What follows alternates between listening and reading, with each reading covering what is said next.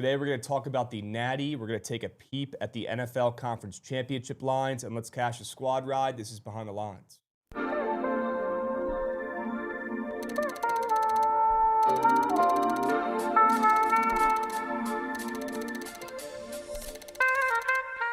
Disney adults scare the shit out of me. They need to be put on a list. Look, you go on a family trip to Disney every once in a while, once a year, sure. As long as you're not rocking the Mickey Mouse ears and you don't got the satchel with the pins, you know we're okay. All got those, dude. Yo, Rav, you buying back in? He says he thinks he's buying back in, which means fades. The Steelers, again, this system is 100% profitable. Those do not grow on trees, folks. So if you want to get involved, all you got to do is fade a Steelers fan. Find a Steelers fan, number one. Number two, fade them. Cereal is one of the fakest sharp foods you can eat. Big Breakfast has forced cereal down our throats for years, and I'm on to it. If you don't see me on this show tomorrow, you know who did it. It's Big Breakfast.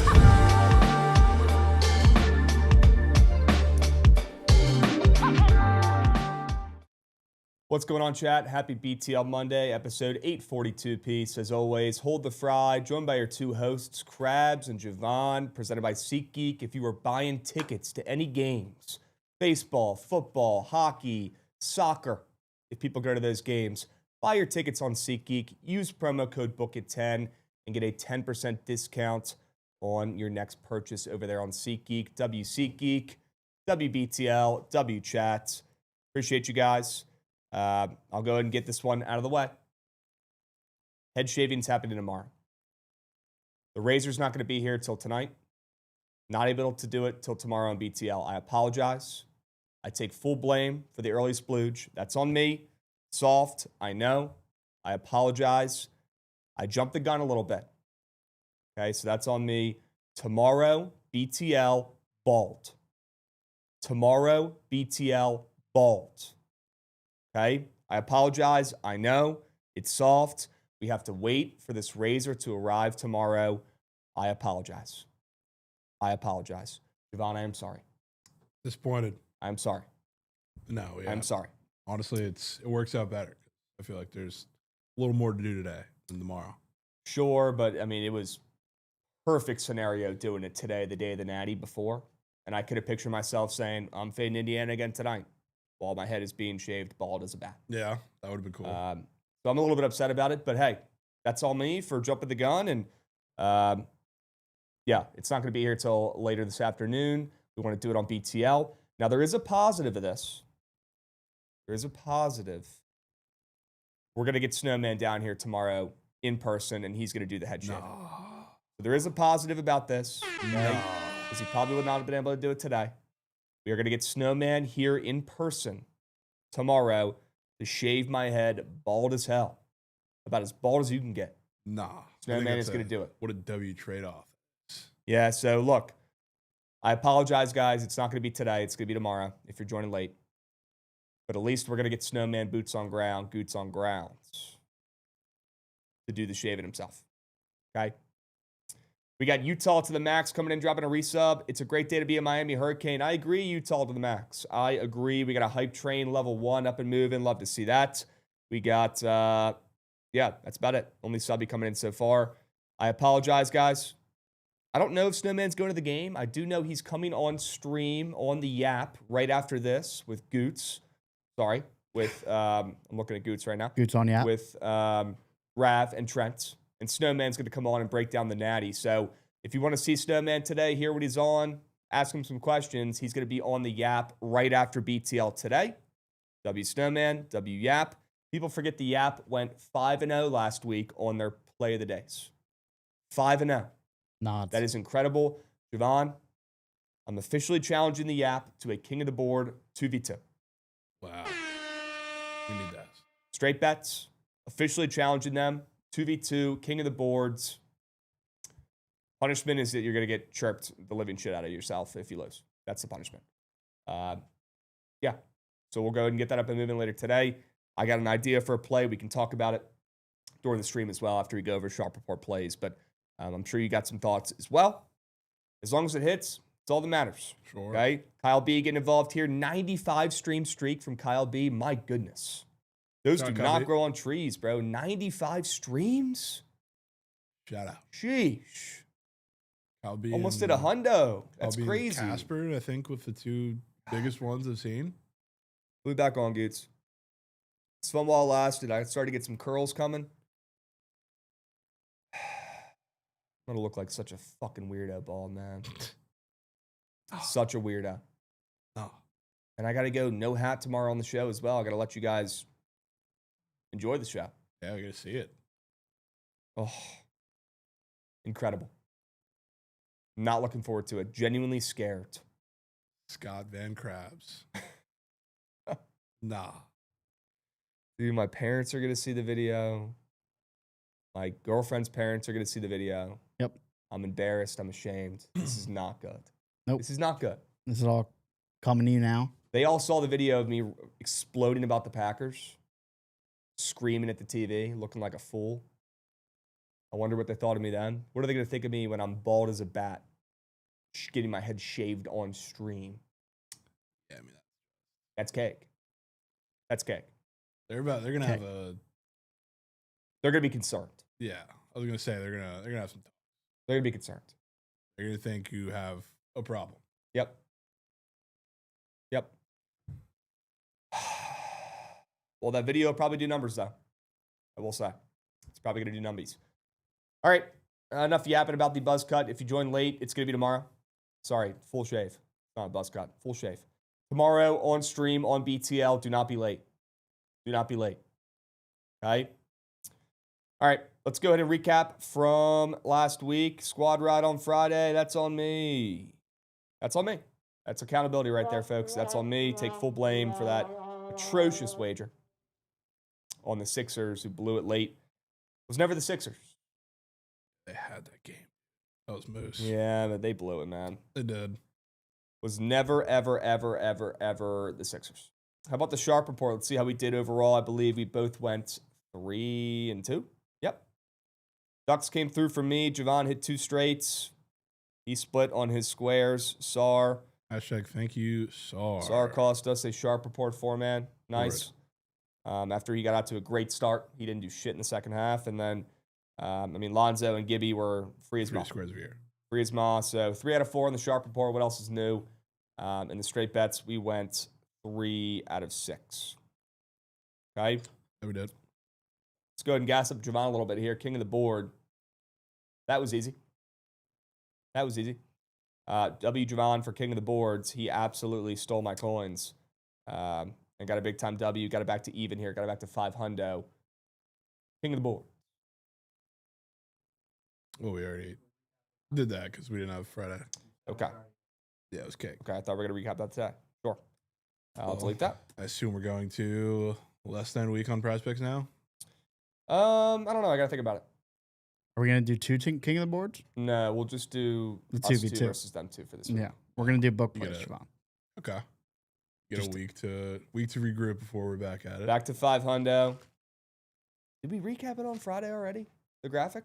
You called Yeah, it for we did. Javon. It was already Yeah, over. called it. Yeah. No, I know I called it. I Yeah. know it was over, but I forgot if we recapped it or not. Back to 3-3-1 each, I believe, for king of the board. Yeah, not at So- all. That's correct. I mean, you got all the momentum in the world. After I got out to a hot start, you're starting to come back here and flex your muscles a little bit.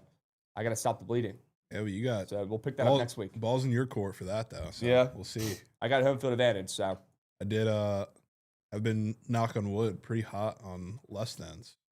A lot of them have been college basketball, so maybe I've used it all up until the next time we fire it up. We'll see. or maybe less than just hit almost every time. You ever think of that? Hey, they kind of do. They kind of hit. The rebound fades. They I kinda mean, hit. they don't typically give them to you on prize picks like I mean, last night I they've been giving faded to you lately. Faded Goots guy Diop on Arizona State. I think he had 0 points in the whole Yeah. game. He had a couple buckets, but he was far, far under. This is the one thing I'm going to say about the square, and then we're going to move on. 200 to win 1,200. Kevin Durant, less than points. Great square from you. Great work. Masaba Diop, he did have 6 points. Yeah, But his point square was at 13. yeah, that was nowhere close. Blake Corum, more than 46.5 rush yards. Yeah, it was a shit try. Terrific try. 200 to win 1,200. Gone. Terrific try. Now, I've cost us plenty of lineups myself. So nothing to harp on here whatsoever.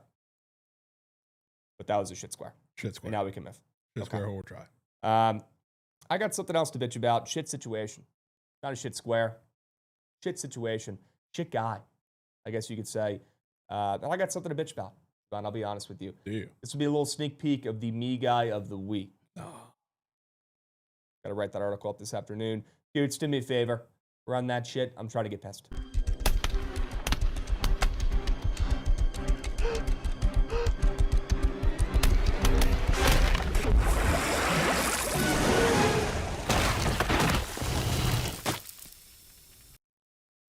Look, it's one thing if you transfer, hit the portal for $10 million.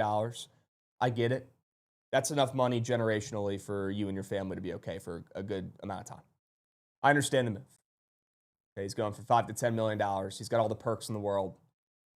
Sisters are going to Miami for free. Free penthouse, 10 mil. I'm sure he's got other stuff on the table as well. I understand the move. But does nobody care about rivalry anymore? Does nobody care about, Not being a piece of hating shit. teams in your conference? Does nobody care about loyalty anymore? Does nobody care about authenticity? Because it's one thing to hit the portal for a better opportunity for yourself, be a me guy. I get it. It's enough money where it moves the needle. Who am I to tell this kid, don't go out and get $5 more million? I got no right to say that shit. But the way Darian Mensah did the Duke Blue Devils dirty makes me sick. As a guy who couldn't give two hoots about Duke, a school that's had plenty good sports-wise in my lifetime, that's for sure. With Coach K and now the football team with NIL is going to be just fine as well. They'll be fine. Not nearly as good as they'd be with Darian Mensah. Not when you leave 2 hours before the portal closes and F your team over and not give them a chance to get some feelers out there and try to find a replacement for you. You say 2 hours before the portal closes, I'm out of here. Sneaking out in the middle of the night like the damn Baltimore Colts, Goots. This one should hit home for you. It'd scare you. This should give you PTSD, Goots. I mean, It should. a little bit. This is a Baltimore Colts 2.0 sneaking out midnight Mensa. They're calling him on the feed. Dude hits the portal at midnight on the last day. You don't think there was some tampering involved? I'm sure there was. Can they prove it? Probably not. The sketch balls down there in Miami are all over this one. They got their greasy paws over. It's not officially he's going to Miami, but he is. Yeah. He is. It's unofficially official. To do this an hour before the portal closes, to do this after you make a video that, by the way, what you're watching right now is a video that he made, a LeBron James, The Decision remake that he dropped 4 weeks ago. A month ago, he announced his return to Duke. Doesn't mean shit. Words don't matter anymore. Commitments don't matter anymore. Contracts don't matter anymore. All that matters is the player. It's getting out of hand. Me guy McGee Mensah pulled a fast one. And it's one thing if he felt bad, right? He doesn't give a shit. He's rich. He posts a tweet saying, thank you so much, Duke. I've really had my great time the last year. I appreciate you guys. This is not an easy decision. I have to do what's best for my family. They checked the data. They plugged it into a website that could check how much AI writes a tweet. And people are quote tweeting it, 98% AI written. Goodbye to Duke. This kid doesn't give a fuck. Nobody gives a fuck anymore. Yeah. It's going to kill the sports. It's not about leaving. I get it. But the way he did it, after making a LeBron James 3.0 The Decision video, it was LeBron, The Decision. It was LeBron being a me guy and making that Hennessy video that pissed me the hell off. And now this. This is even worse. This is worse. Making a The Decision video saying you're coming back to Duke and then a month later leaving, man. Such a me guy. Yeah. Such a me guy. Same guy who lost to Tulane and UConn this year, by the way. They literally played Tulane because Darian Mensah made that a request. I'll come, but I want to play against Tulane. They added it to the schedule. Yeah, they lost. They lost the game, and then he leaves the school. I'm just can't turn a hoe into a The housewife. ultimate me guy. Shout out Lane. The ultimate me guy move. Makes me sick. Yeah. It's also just pretty funny for the Canes. Because the Canes did it and threw everything at it because they got desperate because they thought they were going to be able to get any quarterback they want, whether it was Sorsby, whether it was Levitt, whether it was any of the big names out there, and nobody wanted to go to Miami. So now you settled for one of the more overrated quarterbacks in all of college football, who's surely going to do nothing. Spent all that. It's just. Makes me sick.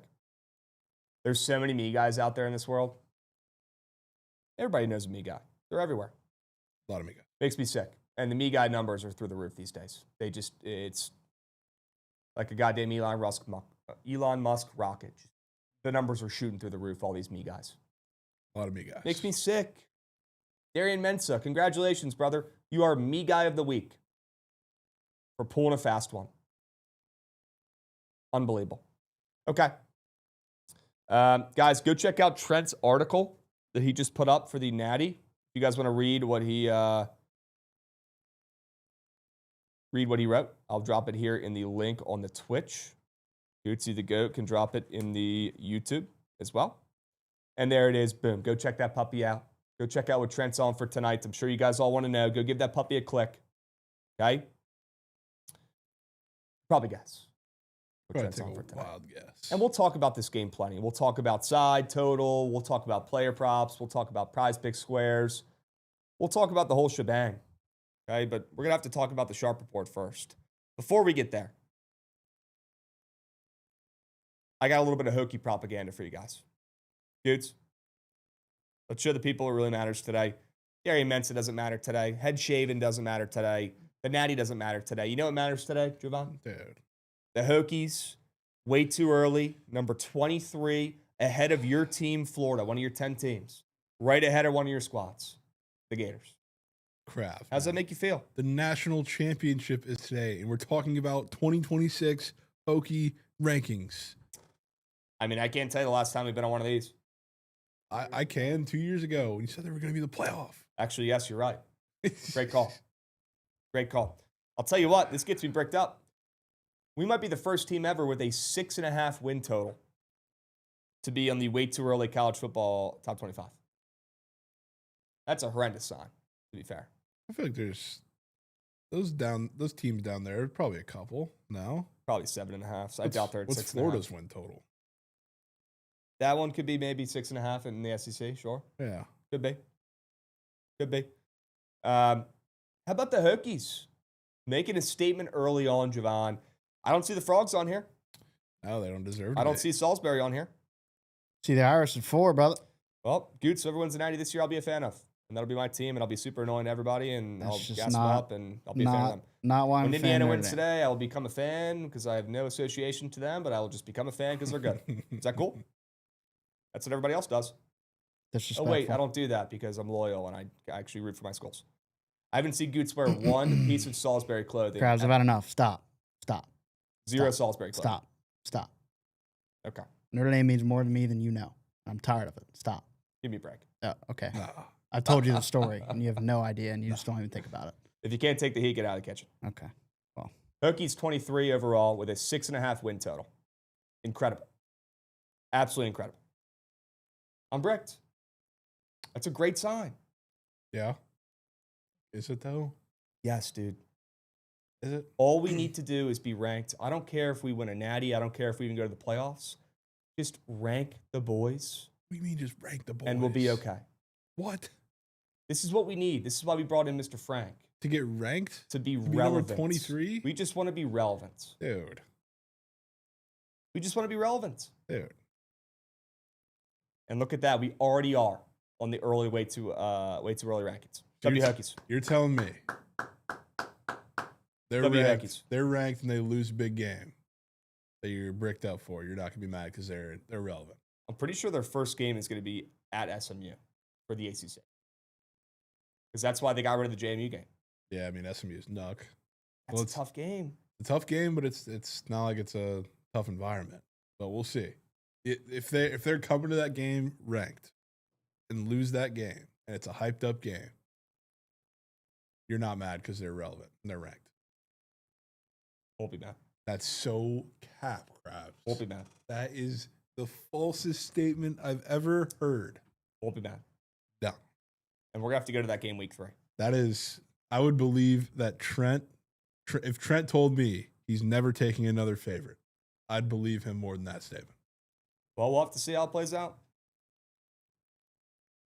Hokies are relevant once again on the way too early rankings.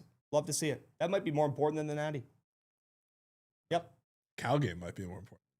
I'll give you that. Nothing like some Hokie propaganda to get your Monday started. Boom. All right, now we can talk about some important stuff. You guys want to talk about some winners for today? Let's get into it. Favorite play on the slate today, Miami, Indiana, under 47.5. This total's dropping a little bit here. Look, when's the last time we've seen Indiana in a close game? 2 games ago. What was the score of that one? 13-10. Okay. Indiana? Big Ten championship. Okay. Sure. Cool. I think today will be much like that. Low scoring, close. Maybe you see some rare mistakes from Indiana in this game. All the pressure on the planet is on the Hoosiers in this spot. All the pressure. Miami has no pressure. They have no expectations in this game. 0. Nobody thinks they could win. They were plus 2,000s a couple weeks ago. They were plus 3,000 before the playoffs. Nobody thinks they could win. But this team is going to show up, show out with an edge early on. Play some defense. Maybe they even score first. Let's hope it's a field goal. You can certainly see it. I think Miami comes out with a little more juice, a little more pep in their step on their home field. I think Indiana could be a hair shell-shocked in this one early on. All the pressure's on Mendoza playing in front of 100-plus friends and family back in his hometown. Miami, they can't win this game. No shots. Indiana's the best college football team we've seen since the LSU team with Joe Burrow. Back in what, 2019? That's what people are saying. Well, I think Indiana has a target on their back, and I think this one could start a little slow. And if Miami covers this game, if Miami comes out hot with some energy, if Indiana comes out a little scared, with all the pressure in the world on their shoulders, smells like a low-scoring affair to me, especially early on. Maybe this game gets weird. Maybe it gets good late down the stretch. But I think it's going to be an absolute snooze fest early. Unders hitting, totals dropping, all the bets are on the over. I think Indiana's offense, for the first time this playoffs, does not splooge. And you see a defensive slugfest. The squares up on Prize Picks would indicate the same thing. We'll talk about those here in a little bit. Wrote an article about one of them. But there's some squares up there that make me think we might be getting an under game. We'll talk about that more in a moment. Favorite play of the night, favorite play in the natty, Jovan, the under in Miami and Indiana. Vintage Krabs, natty unders. Yep. Championship unders. It's hitting. It's hitting. Go. Okay. What do you got? What are you crafting up? What's your first straight bet of the day? Speaking of potentially getting weird in the first half, I think it might, but I think the first half is going to be all Hoosiers. Which, the reason why, I don't know, I'm kind of back and forth on the total. I like the under with you, but I'm a little scared for one reason that I'll talk about in a little bit. But it's going to be long drives, and both of these teams kind of play defense the same way. Miami's got the flashier pieces, I guess, with the guys on the edge. But they're both similar in the fact that they want you to create long drives on them. They want you to nickel and dime your way down the field and then force you into trying to push it and make a mistake, especially Indiana, which I think works in their favor here. So the way that I think the first half is going to go, which is the same way that I guess it's gone for a lot of teams for and against Indiana, they're going to make Carson Beck take these short little throws, which he's very comfortable taking, but eventually they're going to kind of settle in and find their shots that they can take down the field. I don't think you're going to get that early on against this defense. So I think that's a great script for the under to start off, and I think the first half under is also a good look. But on the other side, Miami is fantastic on the edge. We know about Bain. We know about Mesidor. you can sneaky run on them if you run up the middle. So, like, I think the first half is going to be a lot of Roman Hemby up the middle. They'll bring in Kalen Black, but, like, he goes more to the edge, so I don't think he's as much of a factor early on, which is great for your square you'll talk about too. But I think the same thing, like, if I'm looking at these two teams, and I know that these drives are going to have to be take exactly what the defense gives you early on until you can find your spots to take shots, find your spots to attack down the field. Who's more comfortable doing that until you kind of see it for a half? By far, Indiana. So, like, Carson Beck is going to have to take chances at some point in this game. I don't think they're going to let him take those early on in this game because that's how you force him into a mistake. That's how you force him into turnovers. That's how you force him into fumbles. That's how everything kind of falls apart for this offense. They want to go Mark Fletcher early, which is fine. But the thing that's tough about Mark Fletcher, the same thing that we saw against Ohio State, the same thing that we saw against Ole Miss, he wears you down throughout the game. So, like, I think if they're going to have success in the run game again, it's not going to be through the teeth of this defense early on against that front seven. I think it's going to be towards the end of the game. And again, if Miami makes this one weird, I do not think it comes in the first half. I think Indiana puts them in a box to start off, and they're going to have to make their adjustments eventually. But the first half is Hoosiers. Miami first half angle makes a lot of sense with them being at home, coming out to a hot start. Even the squares were talking about that advantage. Yeah. So you have that on your side. Do I love the play? No, I don't love the play. Yeah, I wouldn't Good sell expect you job. to. And I hope it hits because I won't have any coins in the first half. So root for this puppy and then hope Miami creeps back in, covers within the number for the full game. Sure. Okay. Let's swing it around. Got another straight bet here that I'm really liking. George W. George Washington. Love George Washington here in the spot. George Washington, one of the better mid-majors in college basketball. Honestly, having a pretty solid season. They've played a pretty tough strength of schedule so far this year. And now they're into conference play, and they're playing a really good George Mason team, the Battle of the Georges. This is like an all-timer in the mid-majors. If you're a college basketball fan, you probably care more about this game than you do the Natty tonight in football. But you got GW, who I believe now is down to 1.5, I'm seeing. Sheesh. George Washington, who already has 6 losses. They've lost 2 of their last 3 games. They're playing against George Mason, who has 1 loss this entire season to the Hokies. How about them apples? Okay. Hokie propaganda. 17-1. George Mason's sitting at right now. George Mason has been debatably the best mid-major besides Miami of Ohio. They had the second best record, right behind them for a mid-major. They've been dominant. Their coach, Tony Skinn, is getting slurped. People are saying this guy's going to take a job in one of the power conferences this offseason. He probably will. Now, he did play at George Mason a couple years ago when they went on that crazy Final Four run before our lifetime. Yeah. So he might have a little bit of loyalty here, but I was surprised to see the spread sitting at plus 1.5 now for George Washington. You know what this reminds me of? This reminds me exactly of last night. What was it? North Texas plus 1.5 on the road. 1.5, yeah, against Tulane with a better record. Yeah. Same spot here. George Washington down from 3.5 to now 1.5 most places. At that point, I would just take him on the ML. I grabbed plus 2 this morning. But George Washington's winning this game. George Washington has an NBA player on their team. George Washington already has 6 losses under their belt, and they're catching steam on the road against one of the best teams in the mid-majors, who's only lost to an ACC team so far this year. They've beaten, destroyed every other team they played. And this game is literally the Super Bowl for the state of Virginia in college basketball. This is the Natty, honestly, tonight. And this team, this George Mason squad, they just simply cannot lose. They're unbelievable. They're 12-0 at home so far this season. They've got Dola Adebayo, former Mount St. Mary's legend, playing on their team as well. And he's like their 10th guy at this point. They're very deep squads. And I was surprised to see George Washington, Revolutionaries, catching steam here on the road in this spot. If you guys haven't watched GW yet, they got a couple studs on their team. They got Rafael Castro, who is a future NBA player. They've got Garrett Johnson, who's an absolute stud as well. Trey Dinkins, pretty good guard as well. Trey Autry, who I believe went to Queens. Or maybe it was Dinkins who went to Queens. They have a Queens transfer. We love Queens, our beloved Queens, and they always have some pretty good guards as well. Well, they're going to bring it tonight on the road, right down the street from D.C. to Nova, and they're going to hand George Mason their first loss at home in this contest. Favorite college basketball play of the night tonight? Give me GW. I'll take the plus 2. If it's down to 1.5 for you, just take the ML.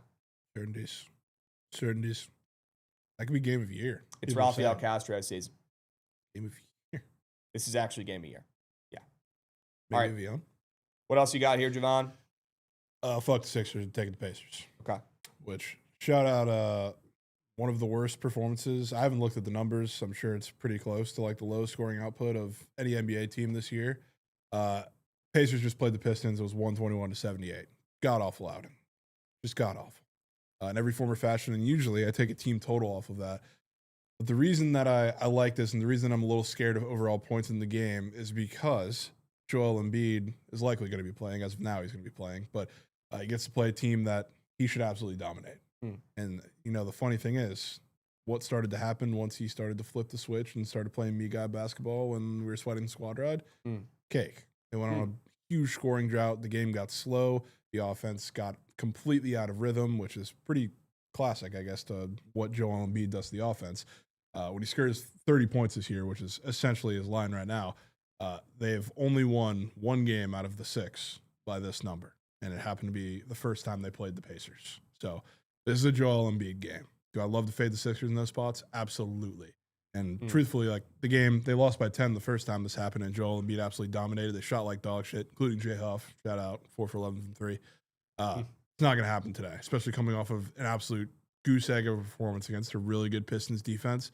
This is where they get their lick back. I think they're going to try and play a little faster on offense to make Embiid uncomfortable, which is what everybody is now doing against that defense, and it's starting to work. But on offense, they're going to have to find a way to stop him. I don't think it matters, though, because that offense really doesn't flow when he's being me guy.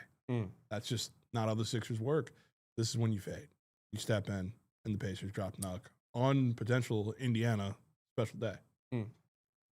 Shot State. All right. Cool. Big day for the state of Indiana. Huge day for the state. Big day. Could get to. All right. We'll come back to, I don't even know who that is. Is that Sela, I believe? We'll come back to Sela here in a moment. Let's talk about the ice for a sec. Because I got a square 11 this game, and I got a straight bet 11 this game. Give me the Sharks team total under 2.5. I don't know if you guys saw what Mr. Bobrovsky did in net last time, but he gave up 9 goals. We'll talk about that more in a moment when we get to Prize Pick Squares. But the Sharks, who are playing pretty good this season, over 500 right now. I feel like they're, exceeding expectations a hair compared to previous years when they've absolutely stunk it up.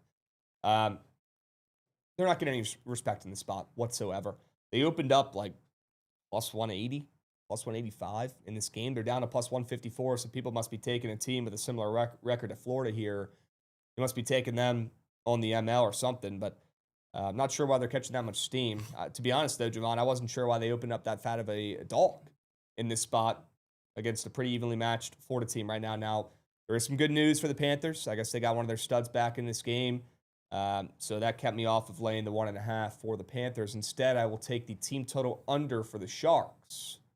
Team total under 2.5 for the Sharks in this game. In a game with a total at 6.5, I think Florida absolutely mucks them up. But it could be a little bit more of a low-scoring affair than we expect with the return and the good news for Florida here with them getting one of their stars back in this game. Seeing the goals allowed square, we'll talk about here in a little bit. I think you guys will be on my side with the team total under here for the Sharks, a team that opened up an extremely fat dog, a team that we could probably expect to regress a little bit here down the stretch. Still sitting a couple games over 500 that should not last very long. Yep. I'm with you on that. Okay. Need a Bob bounce back. Cool. Like people. Literally gave up 9 goals in his last game. Joke. Good bet. All right. What do you got? One more straight bet for the peeps? Yep. Have to fade. UTRGV. Coming off of, something that very few teams have done in the Southland. Pull an upset on McNeese over the weekend. Not just any upset, but mind you, this is a McNeese team that's still post-Will Wade. It's built on defense and especially built on limiting what you can do from behind the arc. UTRGV is pretty much on both sides of the ball, like either shoot threes or give them up. That's how their offense and defense is built. They won out against McNeese in that battle. They shot 13 of 27 from 3, which, again, like McNeese, Will Wade or not, this team is built to stop whatever you want to do from the perimeter. If anything, they'll give you easy looks as a small team at the rim. The fact that they did that against McNeese is not only impressive because it's McNeese and their dogs and it was a huge upset, but it was incredibly impressive how they did it because they imposed their style of basketball on a team that is completely different from them. Sela is bad, and now they're on the road, and the line's moving towards them from 5.5 to 4.5. Sela's bad at pretty much everything, but the thing that you want to do, like UTRGV, they don't want to give up threes. They're a big analytical team. They're like a junior Todd Golden. I think their coach is actually from that coaching tree at San Fran, if I'm not mistaken. But they want to limit what you can do from three. They want to outshoot you from three. CLA doesn't really shoot threes. It's not really how they're built. They want to get to the rim. If you look at all their games, like especially in Southland play, like they're not chucking very many threes. They have one of the lowest three-point attempt rates in all of the conference. And it's not really because, I mean, they're not good at it. They're not great at it, but their guards are a lot better at getting to the rim. And when you want to play against a little bit faster of a UTRGV team, I mean, that plays kind of right into your hands. So, like, this game's not going to be a shootout. It's not going to be Bama Vandy or any type of those games, but they're going to get to the free throw line. They're going to get to the rim, and you're very likely going to see some regression from a UTRGV team who shot damn near 50% at home in their biggest win in God knows how long for that team, coming against a three-point defense that's not great, but they've been a lot better the last couple of games for the most part, and they also play a lot slower, so it'll make them a bit uncomfortable. So I like Sela in the spot, potentially pull the upset. Outright on the road would be nuts. Wow, that would be nuts. Only getting 4.5 points. Yeah, which is pretty short. Okay. All right. W Sell Job, W Straight Bets, chat. Hope you guys are tailing these puppies responsibly. Okay, remember, you don't have to just only take the squad ride. If you want to get involved with any other sell jobs you like today, feel free to tail as long as you're tailing responsibly. Okay? Let's talk about some Prize Pick squares, gents. Got a couple that I love for today. Already mentioned this one a little bit. Sergei Bobrovsky, who has been knocked. Not only just last game. I mean, last game he gave up 9 goals. When's the last time you've seen a goalie give up 9 goals in a game? Not very often. It does not happen more than a time or two per season in the entire league. So he's coming off an atrocious game. Honestly, before that, he was not great as well. Well, they're hanging you a nice, juicy 2.5 goals allowed square up there when the Panthers have been dog shit this whole season pretty much. I mean, for them, they've been dog shit. They're still over 500, but they've been pretty bad for their standards as, you know, back-to-back champs, I believe.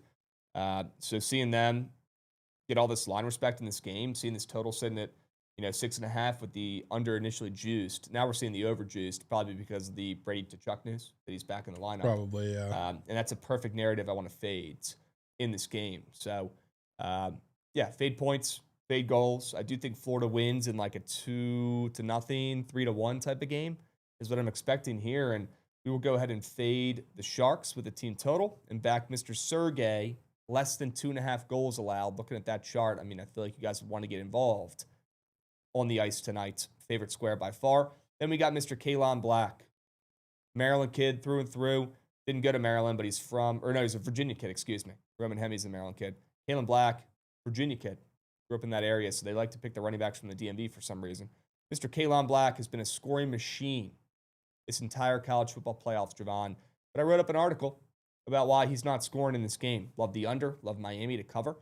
And those two things certainly don't help Black finding the end zone. Also, if you've noticed, I mean, Cignetti will put anybody out there on the goal line. He'll even use the freshman running back, the third string guy, at times this season down the stretch. He has about 400 yards, 500 yards on the ground so far this season. So, Cignetti uses all 3 RBs. It's an RB by committee.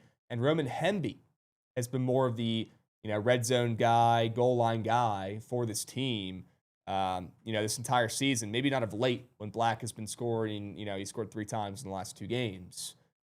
He scored a ton so far this playoffs. But this regular season, Roman Hemby was a touchdown guy as well. I think we see him on the goal line more in this game. Roman Hemby had a touchdown square up there as well on Prize Picks. He went from a normal square to a goblin square on Prize Picks. So that tells me Roman Hemby is finding the end zone. Both running backs are not scoring. We will take Black less than half a rushing receiving touchdown in this game and fade him after he's been splooging in the college football playoffs so far. He ain't finding the end zone. Let's go. Need that. Absolutely need that. What squares are you locking in here? Take you back to the natty. Super small or super short line, square, small line, classic. 1 catch we need from JoJo Trader. Talked about what Miami is going to have to do against Indiana. They'll let you throw your hitches, your curls, your short little slants, your short outs.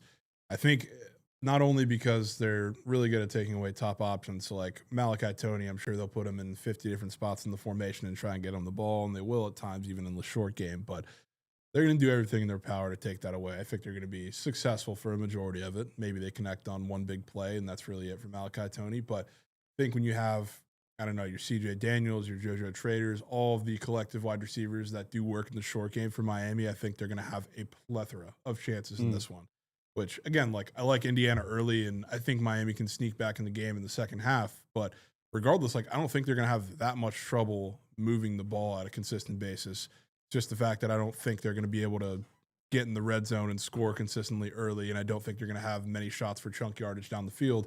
I think their best shot of winning is obviously like pound Mark Fletcher for as long as you can through the middle. Is what success is that going to have? I don't know, but in the pass game, you're going to have to get involved with your tight ends, your wide receivers that are running short routes. JoJo Trader happens to be one of them, and sure, like he has explosive capability both after the catch, and I think he had like a cheeser touchdown, I remember, and maybe the SMU game. I think Malachi Tony threw him one. Maybe that was another game, but he's one of the guys that I think can have success today, and I think he's going to get probably multiple looks. And if he does get the ball in his hands, he's like an interesting option because he's not Malachi Tony, but out of all the receivers that they could throw to in the short game, he's probably the most explosive. So, like, if they want to create something off the catch, I feel like he's one of the guys that could get into a package or two and I guess make a play down the field when Indiana's not exactly expecting it with maybe Malachi on the opposite side of the line. So I like him today.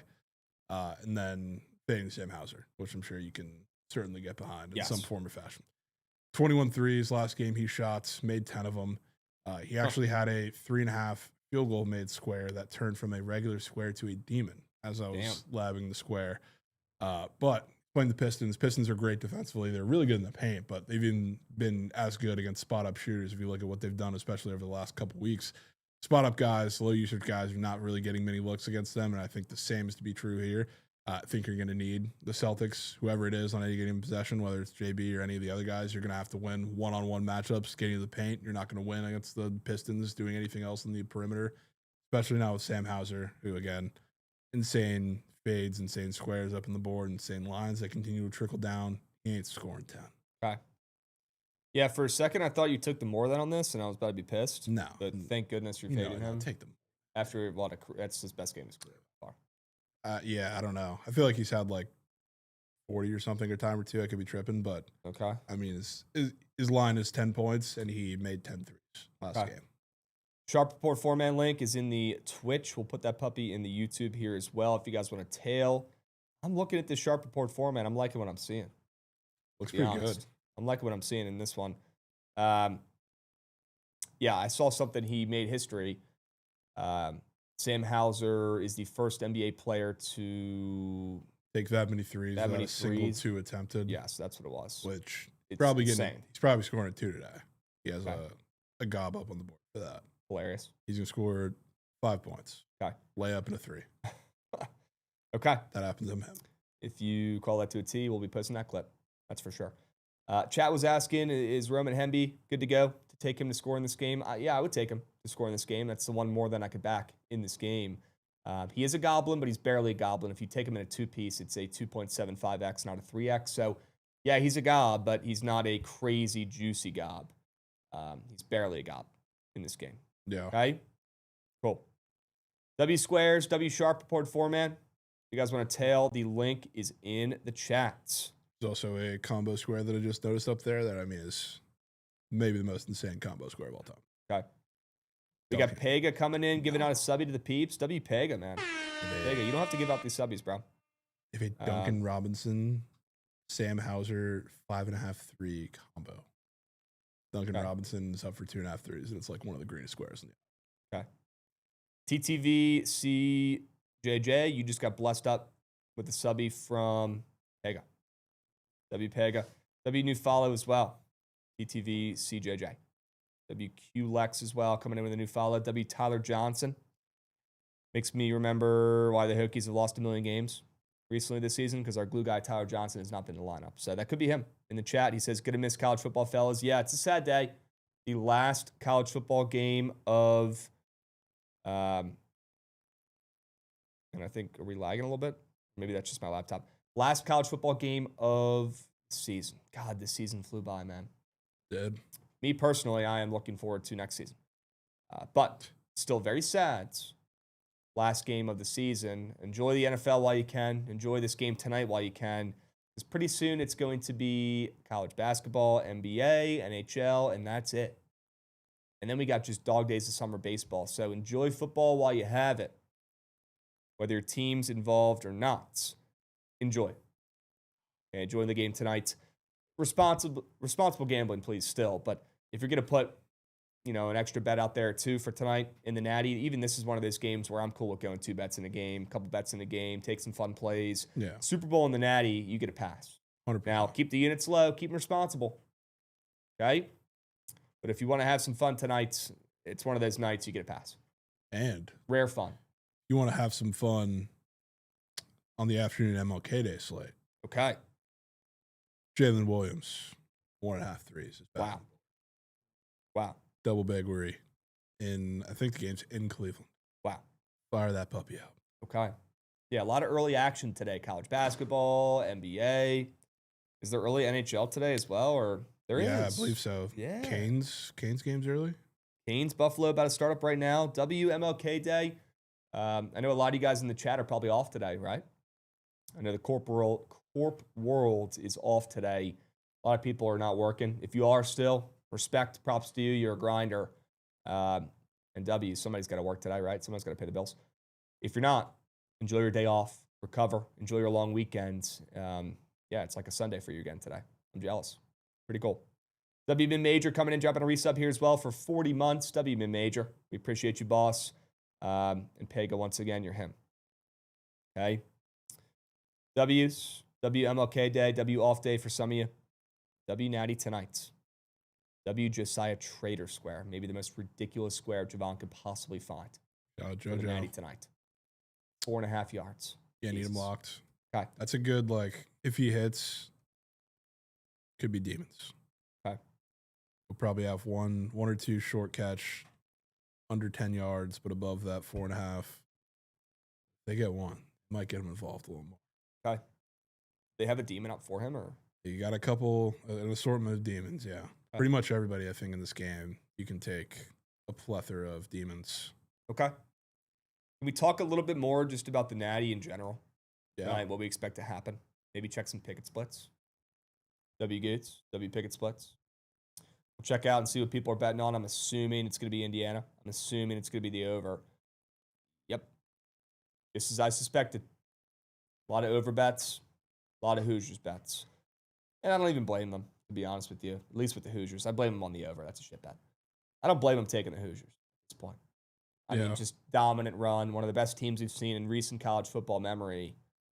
Just an absolute wagon led by a blue-collar guy who dug myself a hole here. Should not be hating this guy. Should not be hating this school. This is a bottom feeder. Guys, do you remember how bad this Indiana team was for probably our entire lifetimes up until last year? They were the basement, the scum. They were the crab of the Big Ten. They were literally bottom feeders. They were useless. They were a team that schools like Maryland's, an absolute fucking joke of a football team, would look at Indiana on the schedule and say, wow, here's our one win for the year. That's how bad they were. And now look at them. And I'm sure Kurt Cignetti can, take a lot of the credit here. I'm sure he can actually credit Chipotle a little bit as well. Getting the same bowl every day for 500 days in a row for lunch. That certainly could have something to do with it. His mind is sharp as a tack right now. Fueled by protein. Yeah. Fueled by fire bowls. Crazy that he's eating the same bowl every day. That's just an old person move. Yeah, it's insane. But I should not be hating on this guy. I should not be hating on this team. I'm just in too deep at this point. And sure, I don't think they cover in this game. And I'm curious to hear Jovan's thoughts on the full game spread at this point. But what a year it's been. What a 2-year stretch it's been for Indiana. And if you guys think you're done hearing about Indiana, I mean, they're just getting started. They have one of the best recruiting classes and transfer classes coming in next year. And for the first time, they're going to have 5 stars coming in. They've done all this with blue-collar guys, 3 stars, 4 stars. Now they got some 5 stars coming in. Yeah. So let's hope they don't get fat, happy, and complacent. Shit quarterback coming in, unfortunately. Dude, come on, man. Shit quarterback. They got Josh Hoover coming in, the second best quarterback in the transfer portal, who's going to be a beast next year. He is. You think you take him over Sam Levitt? Yeah, I would. I'm not a Levitt guy. Levitt has won more. Levitt is a better runner for sure. But I'm taking Josh Hoover. I think his ceiling is extremely high. I think it's right up there with Sorsby. To be honest. I like Hoover. All bullshit aside, he will not win you a single game. We'll see this year because he has no excuses on Indiana. Yeah. He had an excuse or two on TCU. Defense didn't really help him out too much. I don't know if he had too many excuses, to be honest with Not on offense. you. Yeah. I mean, Maybe the O-line.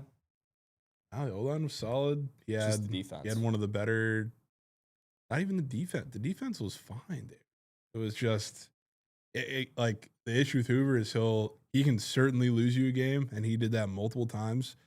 All of his games at TCU, he's never won them a game. He's never, like, taken over and made a difference, which is the reason why I was kind of excited that he was leaving. Move on to the next. I mean, how are you going to find someone better than Hoove under center? Well, I would have loved if he left a little earlier and didn't pull a slight Darian Mensah, and they would have had a much better chance of getting somebody that was not Jaden Craig. But I kind of like Jaden Craig. He's not Hoover, but he's either going to be really good or really bad. Yeah, they would have had I'm not really worried about the quarterback too, because they're bringing in the UConn OC, who they're super excited about, and his whole thing is O-line run game. He's like Clint Kubiak. It's like, we have better running backs than skill position players elsewhere. I'm kind of excited about that. Okay. Thoughts on the spread in this game? Yeah, I mean, I would love to sack up with Miami, even though, say, from Miami fans, getting very much Steelers vibes when Steelers fans are very confident about their team, and it's always cake. I haven't seen a single Miami fan not very confident in them covering and or winning this game, which is very concerning. But it's year after year now. The one reason, like, I just don't want to sack up full game with Indiana. I think Steak made a video about the same thing. Cinderella, like, always goes to die in the Natty. Ohio State got Notre Dame last year, even though that was probably the closest one to the spread out of the bunch. Michigan obliterated Washington. Georgia obliterated TCU. Anytime there's a Cinderella of the last couple of years, it's kind of ended here. And that's where the road's been, and it's been in, for the most part, emphatic fashion. Notre Dame, I would still say emphatic fashion, even though they got the game close a little bit at the end. It's the same exact spread. It's the same exact game. Like, how can I push that button for the full game? I really can't. But it seems like a little bit of a gift looking at it. 8.5 points at home. 7.5. In a Natty over a touchdown. What changed from last night when you said it's probably Miami? Nothing's changed. Okay. I'm still telling you, it's probably Miami. I just can't push the button because it's been so many years of the same fucking story. Okay. And the Rav effect is getting to. Is he all over Miami's? No, not that he's over Miami. I guess it's more of a Steeler fan effect. But I have that in my ear, especially from the people in the chat that are splooging known Miami slurpers.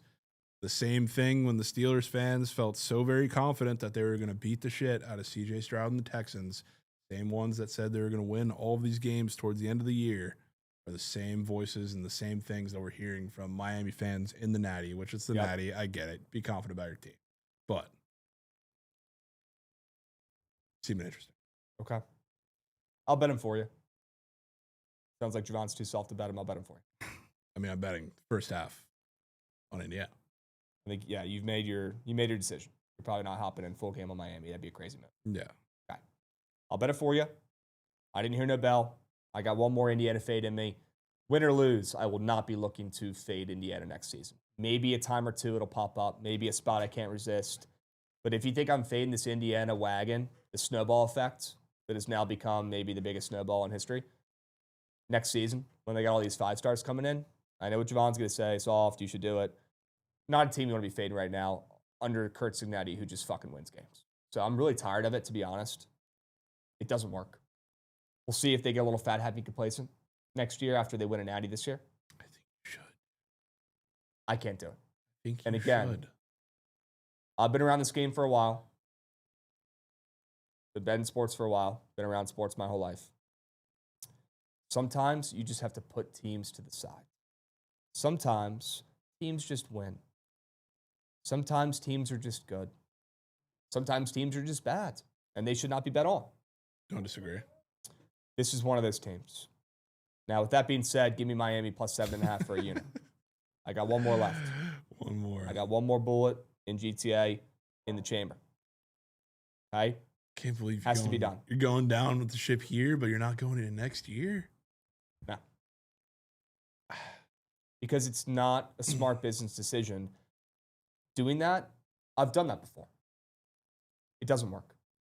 It works sometimes. It doesn't isn't work how it more than works. 50% of the time, I promise. If it did, I would do it. But sometimes you have to put teams to the sides, good or bad. Sometimes you have to not bet on Baylor. Life is better when you don't bet on Baylor. Yeah. Sometimes you have to just stop fading Indiana. Life would be better not fading Indiana.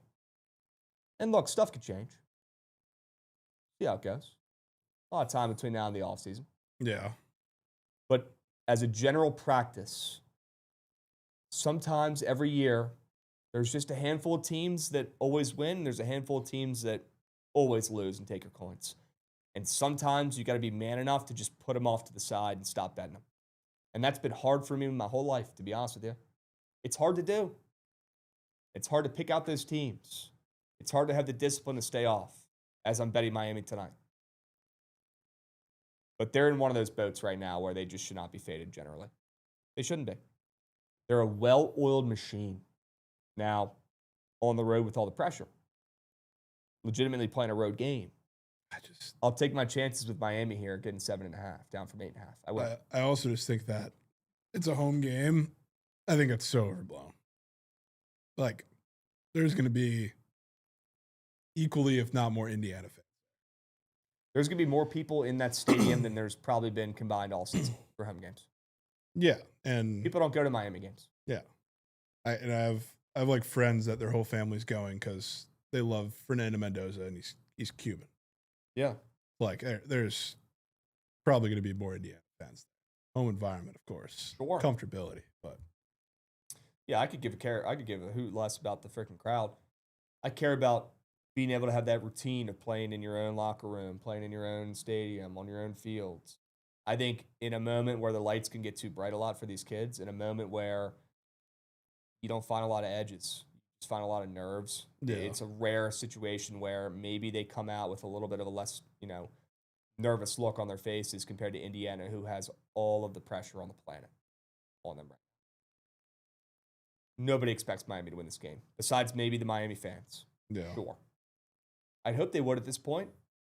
Imagine how stupid they would look if they weren't bought in and they actually win this game. Like a fucking idiot. You got to buy in at this point if you're a Miami alum or fan. But nobody else thinks they win. The picket splits don't think they win. The books hope they don't win. Yeah. It's the futures. Yeah, the books honestly You're right probably about won that. Indiana. You're right about that. It's a The books much won bigger hit. Indiana to win this game because all the liability of Miami. I saw a guy from a book out in Vegas talking about it, saying Dude, we're rooting for Indiana. I see a new like 30 rack ticket every single time I look on the feed now. The books are about to get drilled if Miami wins this game. Miami will not win this game, but they will cover. Mark Fletcher's going to have a field day. Mark Fletcher's been maybe the biggest X factor for this team in the playoffs and not getting talked about nearly enough. He's a damn good running back. Great This running back. O-line should have an edge. They have a size advantage. On both sides of the line, Miami has a size advantage. On the O-line and the D-line, they got some big chunkies on each line, and they should have an advantage against Indiana here in the trenches. If there's one thing on paper to look at, a potential edge, that's it. Big, beefy guys up there on the O-line that are huge. They weigh probably 30 pounds more for Miami on offense, and they have an edge on defense as well. Yeah. 3 NFL players on the D-line. They can't wreak some havoc, make Fernando uncomfortable. That's on them. Yeah. On paper, they should win this game in the trenches. Miami should. It really comes down to, can Mark Fletcher dominate like he's been dominating this playoffs? And can Carson Beck eliminate the mistakes? No picks. Can't have No mistakes. He has to play perfect. If he does that, they can win outright. If he plays really good, not perfect, they could still cover. Yeah. There has to be like a limit on how many times they're on or they're in third and more than 5.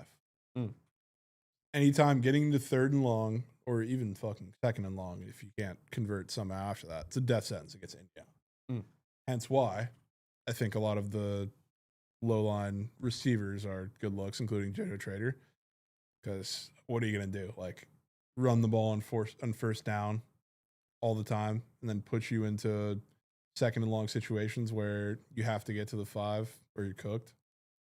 Well, I think in this game, you're probably going to see Miami, I would think, and even Indiana too, I guess, for that mark to like slow down the pass rush. Probably throw on first down Mm. Mm. Probably have to. Chat's asking, do I really trust Carson Beck? I mean, yeah, he's 30 years old. He hasn't gone to class in 2 years. He's watching film all day. He better play well. Yeah. I mean, No Carson Beck excuses. is Carson Beck. Like, regardless of what you think of him, but he's easily the most experienced guy on this field tonight. I mean, say what you want about the quarterback he is, but can't really pay for experience in the moment. No. And Mendoza, in front of his friends, his family, his hometown. I mean, come on, man. If there's one time this kid's finally going to crack, and we're finally going to see that he's human this season, it's tonight on the biggest stage. And you had a great point. The last couple years, man, these big favorites, these dynasties, these wagons have just destroyed the Cinderella stories more often than not. Yeah. I think pretty much every time. Saw it last year as well with Ohio State.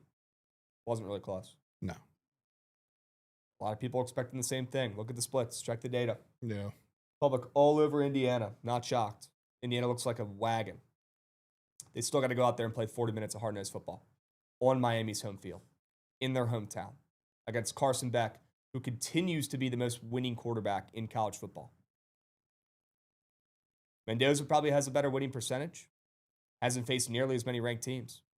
Carson Beck against ranked opponents is a dog. Carson Beck is still underrated. They doubt him. They count him out because he looks like Sid the Sloth and because Georgia didn't want him. Well, he's having one heck of a revenge tour, if I could say so myself. Maybe he's got one more in him. Yeah. Wouldn't be shocked. Last ride. I wouldn't be down Carson Beck at this point, boys. I would not be doubting him at all. So if their defense could hold up, Carson Beck's going to show up. I wouldn't want to bet against that kid. Yeah, I really don't either. At least for the full 60. 15-3 versus ranked teams. Impeccable record. Impeccable. Keep doubting him. Okay. Are you joining me on this under? I might go first half one with my script. Okay. Because again, I worry about, like, if Indiana, I don't think it's going to be a blowout for, like, early on. I don't think they're just going to mash them from the start as hard as like last week, obviously. But like Miami gets down to a point where they need to consistently throw. I'd be a little concerned. They will not. Again, I could not disagree more. They were not going down. I know. That's what I'm saying. You're on Miami. I'm on Indiana. It's like Miami and the under is a pretty good script. Indiana and the under can still be a good script, but it depends on how close the game is. So if, say it's like 13-10 at halftime, then sure. Like, that's going to be a great under script. But if it's tutties, 2 possessions, Miami's going to be slaying. So I'd be a little worried if that ends up being the case. If they have a prop up for this game, that you could take the largest lead, less than 14 points, usually something around there. Yeah. I'd be all over that under. There's got to be a line for that. I don't think there'll be more than a 10-point lead in this game, to be honest. I think the craziest thing that could happen in this game is Miami striking first. I don't think there'll be any sort of big-time lead in this game whatsoever. I think it's going to be a nail-biter, a close one the entire way through. I think it'll be a lot of quick passes. I think it'll be a lot of runs. All this talk about the QBs, Carson Beck, Mendoza, 2 GOATs. They are. They really are. Hell of a year from both. Let's talk about Kalen Black. Let's talk about Roman Hemby. Let's talk about Mark Fletcher a little bit more. These guys deserve the rock. They're going to get it plenty. Clock's going to be ticking the entire time. 3 stud backs. We're probably going to get fed in this game. In a more conservative game script in a natty, where you don't want to be the first OC who makes a big-time mistake. You don't want to force the ball downfield. And we've seen Indiana stretch the field this entire playoffs with ease. I mean, deep shot after deep shot. Yep. Mendoza just dime after dime. Oh, this Miami defense, no slouch. And that Indiana secondary, I know I roasted their D-line a little bit. They should be pitched around a little bit by Miami's O-line, respectfully. D'Angelo Pons and co, they could play some football. Yeah. They got a decent secondary. I don't expect Carson Beck to be taking a ton of deep shots. Maybe Malachi Toney comes down with 1 or 2. You got to try to stretch the field a little bit. You're going to have to at some point. Not expecting a ton of deep shots on either side in this game. I'm expecting more runs, quick passes, a couple screens to Toney. Surratt maybe gets a goal line tutty. He might be the Devontae Adams college version, right? Not getting 2. The largest lead's up. It's 17 minus 115 both ways. Damn, that's kind of high. Yeah. 17 points, 17? largest leads. I mean, it kind of makes sense with the spread. It's usually I guess. bigger than you think. I remember thinking this every time I see this prop. Super Bowl, I haven't seen it for Natty yet, but it makes sense why it's always bigger than you think. Yeah, I can't say I'm too familiar with the markets of that, but I could understand it. 17. I guess it really can't be like a possession within the spread. That wouldn't make sense. Yeah. Okay. 2-point conversion plus 280. That might be my POD. Wow. I definitely need to look at some of the exotics for that game. That'd be fun. I would love to look at some squares though, a little more. I know we've mentioned a bunch of them briefly.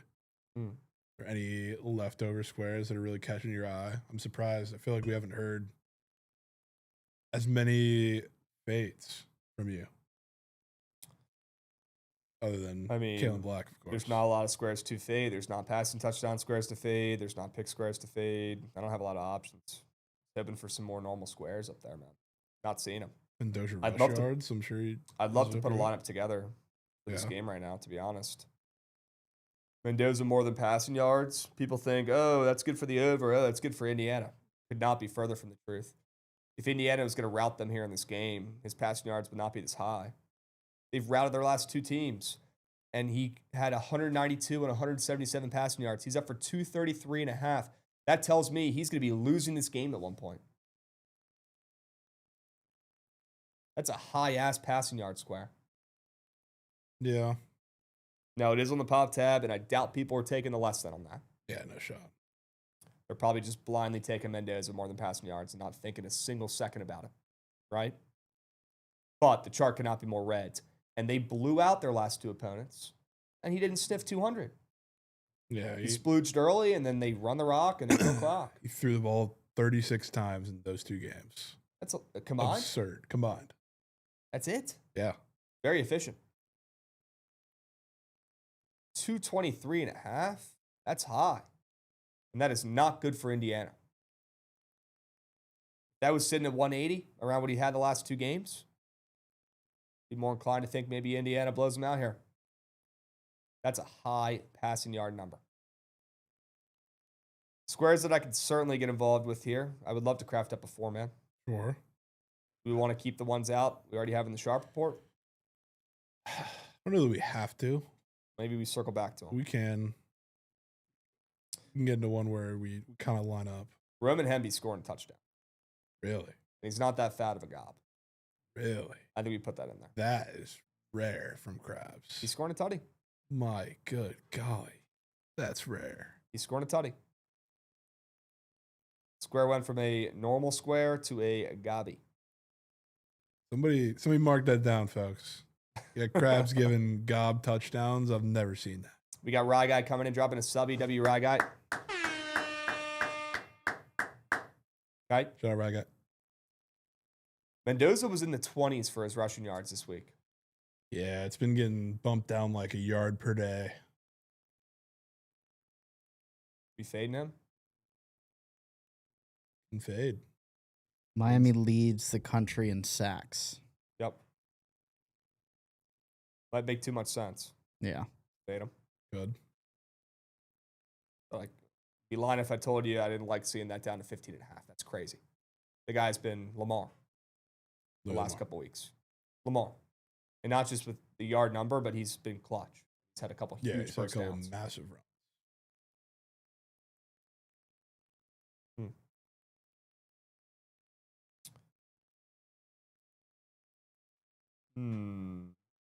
God, these squares just scream under in the game, man.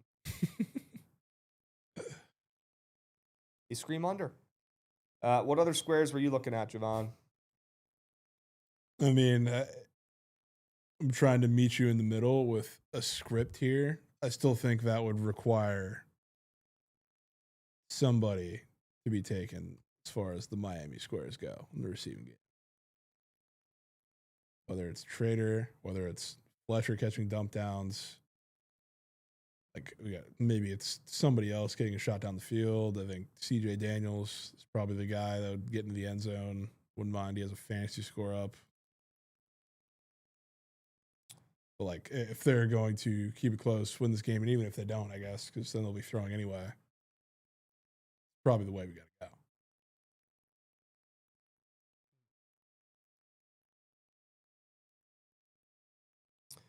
Surprised you didn't have any running back receiving yard squares. I mean, I want to take Hemby again, of course. Okay. It's up at the same number as last game. That obviously he didn't need to throw not only check downs, but like the ball at all because they're up 78 in 5 seconds. So no under first half Krabs. Take it, man. I'm on the full game under. For 3 units.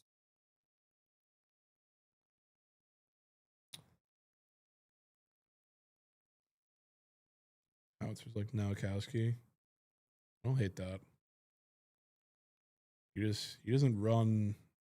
His routes are literally mesh. So annoying. I got a square. Let me hear it. Nico Radidic, less than 3.5 PATs made. PATs? PATs. Green. W. Sade, get involved with a resub here. W. Sade, got a boy. Shout out, Sade. Hooking up Pitt. Our guy Pitt with the subby.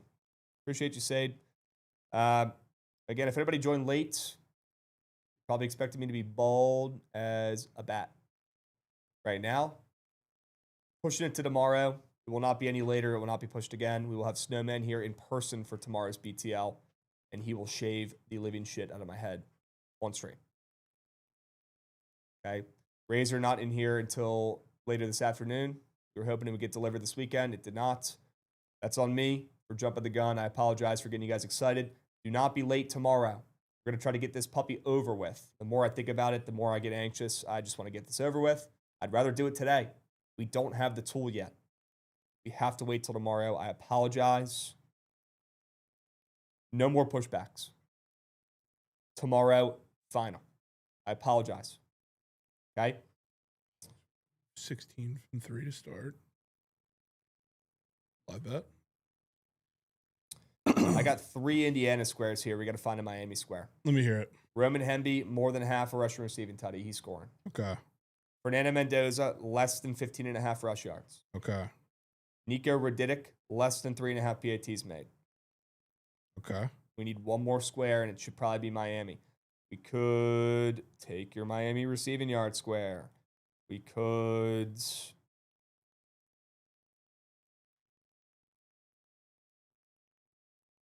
I don't think I can fade Tony. I don't think I have the sack to fade. Especially because, I mean, this whole script hitting. is...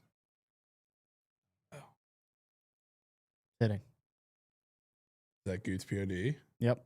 Tony fade? Isn't that second week in a row from you? Yep. Ah. Did he hit last week? Yes. Yeah, He had 81 long receiving ass yards, I touchdown. believe. Let me pull it up. I mean, Indiana has plenty of guys in that secondary to limit him. I mean, yeah, they've been game planning for that all week. Probably not scoring. Matt Gothrier's probably right. Fantasy score? Could be the fantasy. He's definitely not scoring. That square is popular as heck. It's a demon. Yeah. Less than 15 fantasy score from Malachi Tony. Sneaky don't even like towards the end of the regular season they kind of were, but in the playoffs so far, there's not really many drawn up plays for Tony. Again, can they please put up a Malachi Tony pass attempt square or passing yard square? This is soft. So soft. You know he's passing one in this game. He hasn't passed one yet this whole playoffs. They've been waiting. He's only had runs. He is passing a football in this natty. Wonder if they now will it be completed? I don't know. But if he had a pass attempt square up, demon, I'd be all over it. I just feel like they've tried it. They have not tried it once in the postseason. I know. They have it on the books. Do they? Plus 205. That's it? For his half a yard. That's significantly juicier than it usually is. So he has to complete it. It's half a yard passing, right? Yeah. They don't have a pass attempt up for him, do they? No. At least not on the blue book that I'm looking at. Maybe somewhere else. Plus 205. That's worth a sprinkle. You just better hope they come down with it. Hey, he has how long was that touchdown? It was the SMU game, and it was to JoJo Trader. 36-yard touchdown. Imagine they break that one out. I would feel like they probably have to switch it up a little bit. If Goots puts meat for Tony less than fantasy, I'm down to put that in here. I'm struggling with what square I want to pick, but yes, there is meat. I just don't know which one. Look at his touchdown demon and look how popular it is and look at the chart. Tell me he ain't scoring. This is the way to fade him, Goots. Is the fantasy score? Okay. And yeah. Meat. There it is. It's an 8.5x. Hemby, Mendoza, Nico, Malachi. What a lineup. Is there anything else you wanted to get involved here? I think we can stick to this script for the format. I'm in. Nico Radidkick. The kicker PAT fade for Indiana. Oh. Let's just put 20,000 on the lineup. Not do that. Why is it not letting me place this lineup?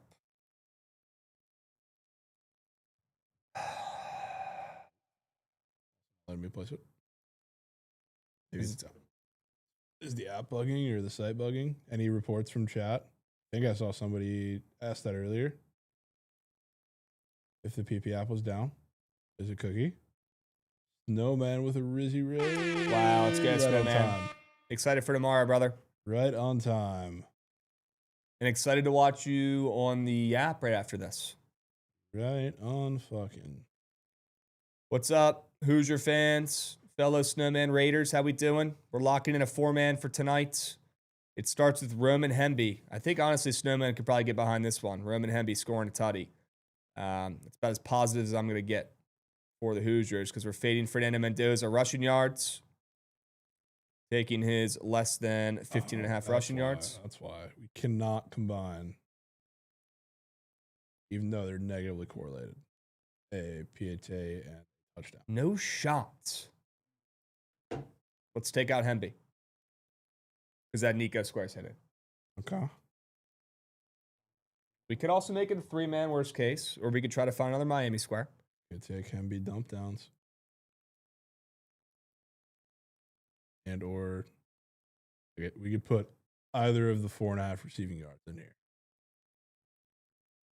Is this where you want to pivot and do Hemby receiving yards? Hemby is probably playing a little bit more into your script, so I'm down to meet you in the middle there. Okay. Switch out Hemby for Hemby? Yeah, Hemby for Hemby. Okay. It's a 10x. There you go. That lets us lock. Okay. That's crazy. It won't let me freaking lock in a negatively correlated lineup. Yeah. It benefits them. You literally want... That's actually insane when you think about it. Krabs was willing to take a touchdown but fade the kicker's PATs. Hey, somebody's got to score. That's right out of your book. Yeah. There's a link if you guys want to tail that 4-man. Mendoza, less than 15.5 rushing yards. Nico Radidzik, less than 3.5 PATs made. Malachi Tony, less than 15.5 fantasy score. And Roman Hemby, more. Unfortunately, there is a more than in this lineup. Which, again, if you put that in, just know you're signing up for cake. Roman Hemby, more than 4.5 receiving yards. I'm still scarred from going 0-4 on King of the Board last week. I'm definitely not in a more than mood. But a double bagel from Roman Hemby. I'm okay with that. Yeah. Same exact line as last week, too. It's Radidzik. Cool. Thanks, Ethan. Oi. Dubs. All right, let's craft up a squad ride for tonight. We got to end on time today. We do have a Yap stream right after this. We want to make sure we're timely for these gents. Let's hope they can go 6-0 on their PODs. They're showing us up right now on the squad ride because we are only 5-6 so far this month. We got to pick it up. We got to step it up. Chat, stay locked. Okay, let's figure it out. Let's craft up a winner for tonight. Goots, do me a favor. Run that shit. I'm trying to see that train.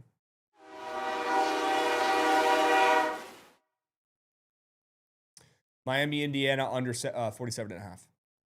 Okay.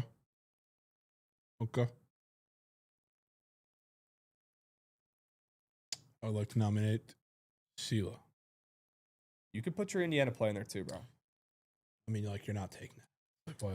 Why would I even put it in there? If it's a squad ride, I will take it. No, like I always do. Not forcing you into taking Indiana. You're literally taking Miami. Doesn't work. I'll do it. No. Can't have that. You know that shit's cake, huh? No, I feel very confident in that play. Like, you're on Miami.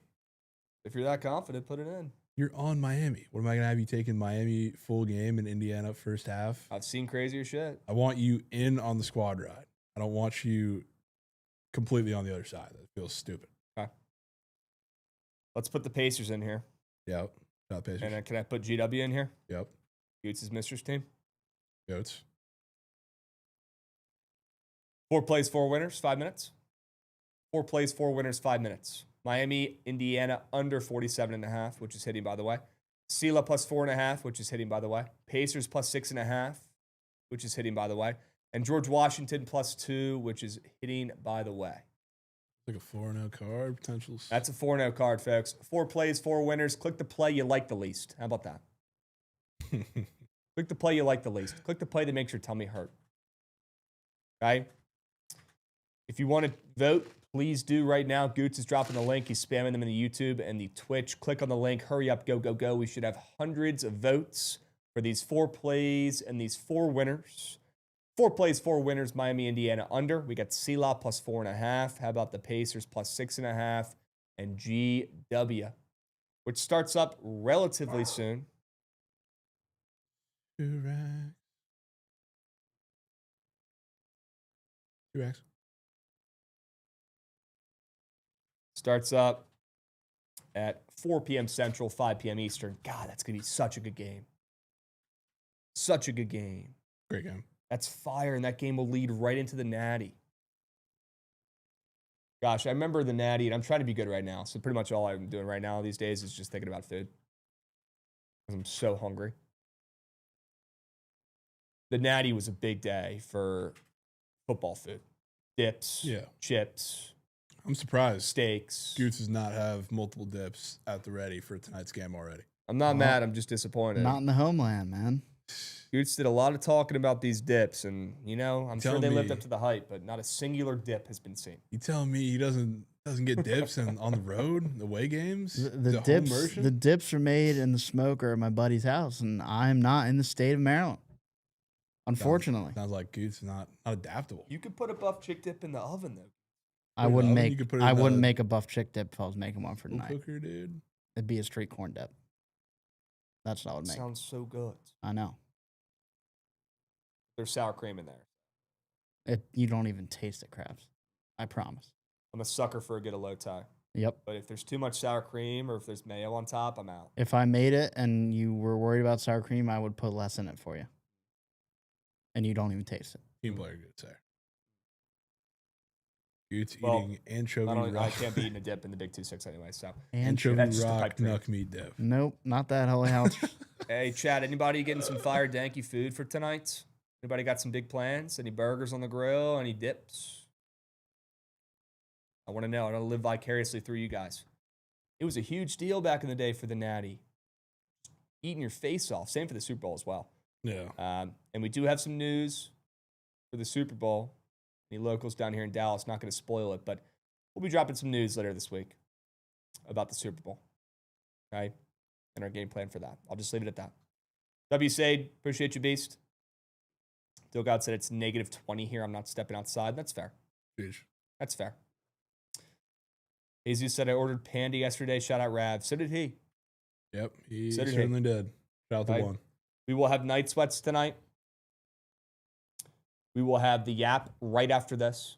3 minutes. Snowman is going on the app to break down the Indiana game. If you're not watching that, grow up, figure it out. Cannot wait to hear his side of things. Obviously, I'm a little bit biased. ACC, Miami guy. One of the few people who said Miami was going to win the Natty beforehand, and still nobody talks about it. People forget that. A little biased as well. ACC just means more. Curious to hear from Snowman, a fan, a little more bought into Indiana's side of things, and hear his sell job, because we know he's going to be on Indiana. But what are going to be the reasonings? Because on paper, Miami matches up just fine. Curious to hear how he spins that. Probably just team of destiny. Probably Curt Cignetti coaching advantage. Probably Mendoza playing out of his mind right now. Yeah. Curious to hear what he likes about Indiana tonight. Still can't get over the fact that we have Mario Cristobal and Natty. And if he gets this done, a lot of people, including ourselves, are going to owe him an apology. Yeah, narrative will change. Because he's been a shit coach his whole career. Coach. Not this year. He's done a great job managing these games. Yeah. I've seen zero issues with him clock management-wise. He's probably not calling the plays, but the play calls have been just fine. Cristobal deserves some more respect, even if they do lose tonight. Deserves a little more respect. Okay? Do we have a squad ride yet, or are we letting that puppy marinate? It's the under. Let's fucking go. Under. Are you going to be able to buy it on the under? Yeah. Okay. I'll buy it. All right. Team player move. Under 47.5. Low-key kind of happy, selfishly. Me guy-wise, kind of happy this under hit because I love this play. Me guy-wise. Love it's this a play. new video or new word in the vocab. Me guy-wise. Yep. Love this play. W under in the Natty. If you take an under in the Natty, I mean, not recently, but typically you're in a pretty good spot taking an under in any championship. That's exactly what the books don't want you to do. And when you do that, you put yourself in a position to win. Okay? W under, W squad ride, W stream. Cannot wait to watch the app after this, guys. Stick around. Do not go anywhere. Stick around for the app. Okay? Gas the boys up. They went 5-0 on their PODs last week. They deserve it. They deserve it. And we're challenging them to a little king of the board 2v2. We got to get in the lab. Yeah, we got to pick a play for that. Okay? You're lucky because I was probably going to nominate that under. But now that it's a squad ride, probably let that splooge off to the sides. Let's go. Lucky. Go. Okay? W stream. We'll catch you guys tomorrow. And I'll be bald as heck. Same time, same place we'll be.